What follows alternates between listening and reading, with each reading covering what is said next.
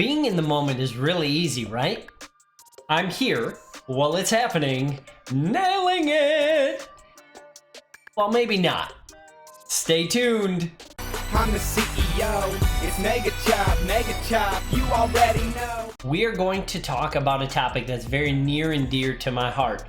We're going to talk about being present and being engaged. And we're not talking about the engaged of we're getting married. We're talking about the engaged of the one-on-one or maybe one-on-multiple interaction of human beings. I'm going to dig into that further. But first, I want to say that this is one of the most valuable life's lessons that I've learned, and my learning spanned over 15 years at this point. And it took a lot of heartache and missing out in life, really, is what it came down to.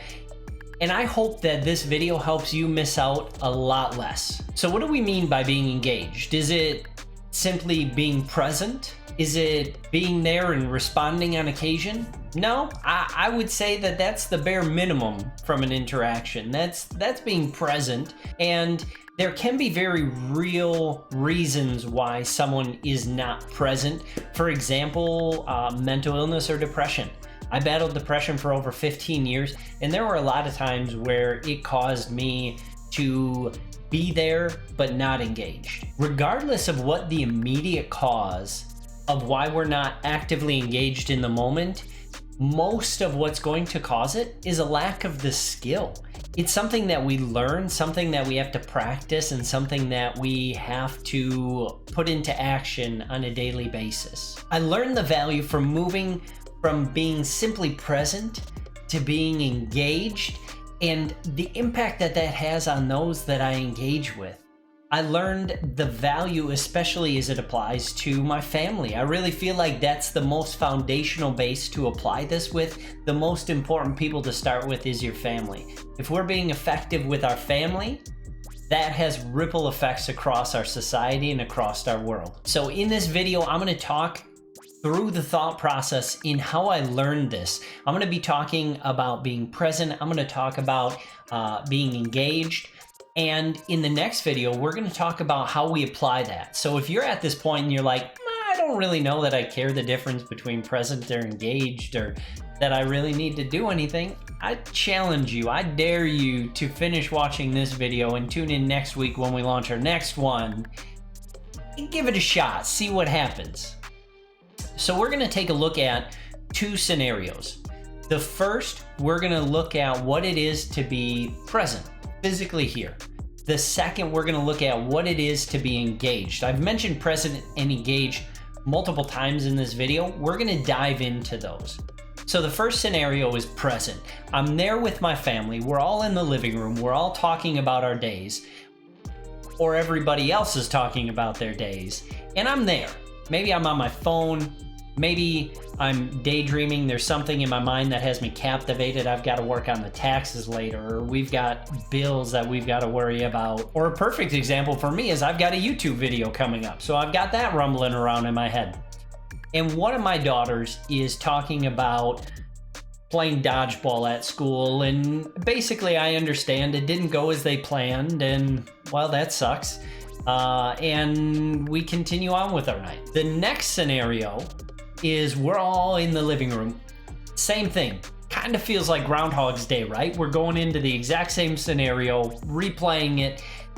This time, I'm still distracted, right? I've got all these things bouncing through my mind, and they're talking about their days, and there's this brief pause, and I say, can you guys give me 1 second? I really need to jot something down in my phone because I'm very distracted right now, and I want you to have my full attention.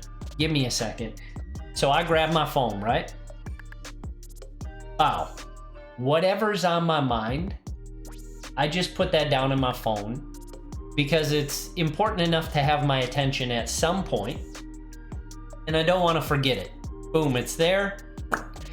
Hey, so what happened in your day? So I find out that My daughter played dodgeball and she had the chance at getting the game-winning tag right at the end. She was so nervous, her hand was sweaty, the ball slipped out of her hand and went behind her. It was a complete fail. Very embarrassing, right? You at least want that ball to go towards the person and get close. So then someone was like, you're a loser, or you fail at life, go back to playing video games, do something you're good at. And so I take that time to say, hey, you don't fail at life. That could happen to anybody. Hey, this is a scenario that happened to me when I was in school. I did something almost the same, or I ended up missing the last catch when we were playing flag football at recess, something like that. And taking that opportunity to build them up, encourage them, and make sure that they know that they are valued, that they're not a failure at life over one throw in a game. Nobody's gonna remember it in 20 years anyways, right? I'm pretty sure that you guys can automatically notice the difference in those scenarios. The first one, we completely missed the opportunity to build up our child. We completely missed the opportunity to dig in deeper and find out what were the true impacts.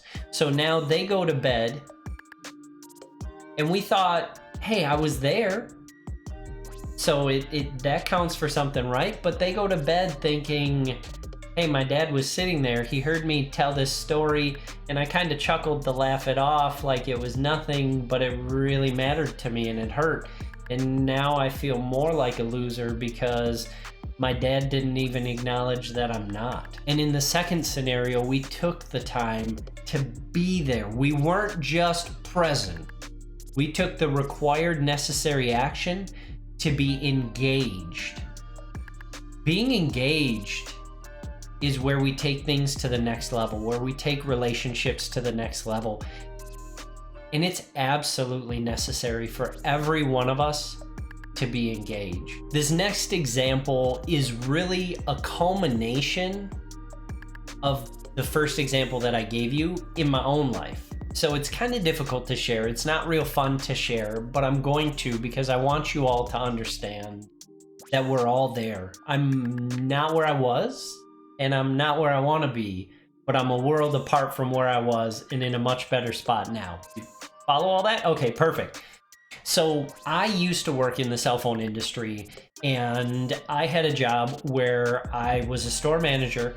I wound up very frequently putting in 60+ hour weeks, and it's a job that whether I was in the office or at home, I had a laptop, I was connected, it was cell phones, so I always had my cell phone with me, and we were expected to answer at all hours for anything. It was difficult for me to make that disconnect. I almost was always in the business mindset of I've got to be ready. So whether I was at work or at home, I had a hard time sometimes disconnecting from the laptop at home. And then if I was disconnected from the laptop, I was like, am I gonna get a message, a call, something that I need to deal with? Well, my oldest daughter, India, she was about 6 at the time. And she came up to me and she was like, Dad, I hate where you work. I was like, what? Like what? I mean, they pay me very well. I'm able to provide for you well beyond what you need to many of your wants. I don't understand. It's not processing to me. So I asked, I was like, what do you mean? Why do you hate them? And these words still ring true in my ears today.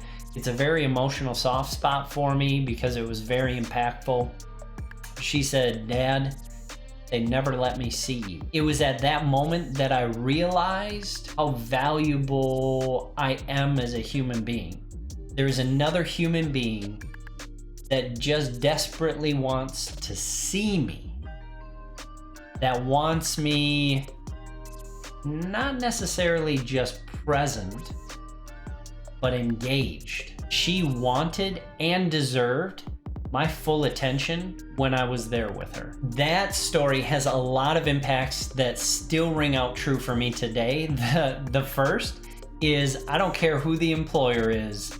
They are not number one in my book anymore. My family always trumps my employer. I will drop my employer at the drop of a hat if my family needs me. That's just how it is. I also now have a much better realization that it's not my employer that provides my living, that it's God.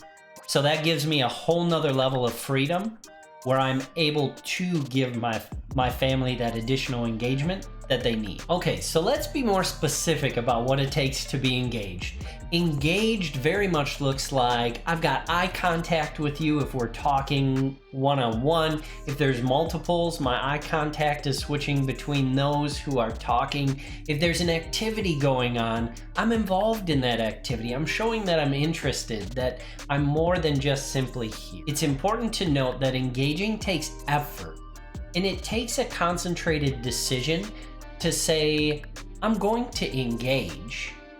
Because it's very easy to get engaged in something that you like or you're passionate about.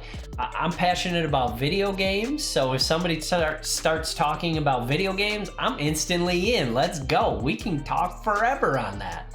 If somebody starts talking about knitting, I don't know the first thing about knitting. I don't want to talk about knitting, but if it's somebody's passion that I care about, knitting's my favorite thing. I'm gonna learn about knitting. I'm gonna find out what it is that you love about knitting. So there ends up being self-sacrifice in being engaged. We have to be prepared to say, hey, it's not all about me. I'm interested in learning about you. What are you interested in? Let's take another look, another example of what this looks like specifically. Say you could care less about fishing, and your friend came up and they're like, yo, I just caught a fish yesterday. And you're like, oh, cool. And that's it. That would be a great example of being present. You gave them a quick one-hit response, you heard what they said, you acknowledged it, but we didn't engage and try and find out more. Let's take a look at the next example. Hey, I caught a fish yesterday. Awesome! Do you have a picture? And you could also respond, awesome. What kind of a fish is it? Those are a couple different ways that you can rephrase a simple response to try and pull more out of them. Because if somebody's sharing something with you, they, one, find it important enough to share, and two, find you important enough to share it with. So even if you ask them the simple question of, do you have a picture? They could say no, and it ends there. But even if they say no, you can say, oh, well, can you describe it for me? And that gives them the opportunity to describe it as though you were there. So again, you're digging in deeper into something that you may have no interest in, but you have an interest in that person. So now you have an interest in it. You following? Okay, so now we all understand the difference between being present and being engaged. And you want to move from being present to being engaged. How do we bridge that gap? This is going to be a journey. I'm excited to be on this journey with you, and we are going to dig into that next week in our video of how do we become more engaged with those around us. This is something that absolutely takes practice. It takes a focus and a determination to decide that you want to do it, and it's not going to happen all at once. So we're going to go through this together, and I look forward to doing it with you. Now, if you guys want to talk with me about this live, join me at mixer.com/megachopceo. I am live Monday, Wednesday, and Friday evenings. I look forward to chatting with you live. Otherwise, until we talk again, click like, subscribe, and smash that bell for notifications.